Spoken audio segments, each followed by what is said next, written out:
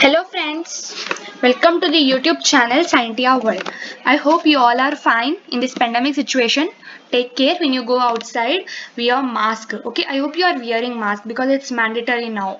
Let's start. We know that online education have been started by our colleges and educational departments. So let's start. Today's topic is GRADE and unGRADE. I think you might be familiar with this concept. I mean terms GRADE and unGRADE. So start, what is GRADE and unGRADE? This is the first question I have mentioned here. You might be saying that symmetry, but what through the symmetry? I mean if symmetry is through inversion, I have written it specifically. If symmetry through inversion is present in the orbitals, then they are called GRADE, otherwise unGRADE. Let me tell you, this is s orbital I have taken. In this s orbital, if you reverse it, you are going to have same. It's like sphere. Example, it's like sphere. So if you see from left side, right side or whole, it's going to have same charges. Like if you take here plus, you will find here plus. If you take here minus, you will find here minus. You will I mean the whole charge have been distributed here. Okay, let me tell you.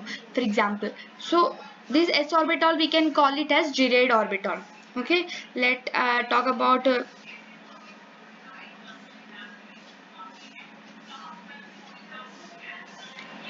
let's talk about p orbital.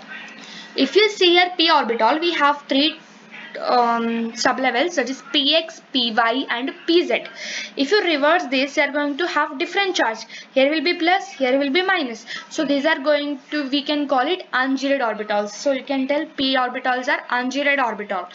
Now in d orbitals, if we talk about d orbitals, these are non-axial orbitals, dxy, dyz, dzx. Axial orbitals are dx square minus y square and dz square. If you will having here positive charge, here negative charge, here negative charge. If you reverse this from this, you are going to have same charge. Okay, similarly in this and similarly in this, it means these are GRADE orbitals.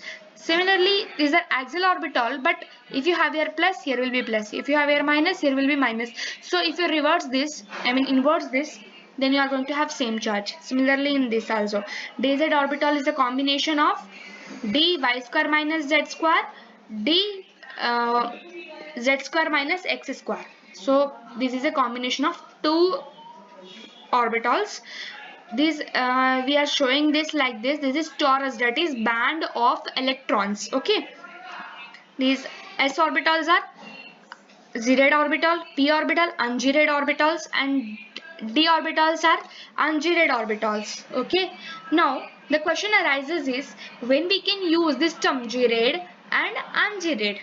When there is center of symmetry in the molecule, then we can use these terms, otherwise we don't.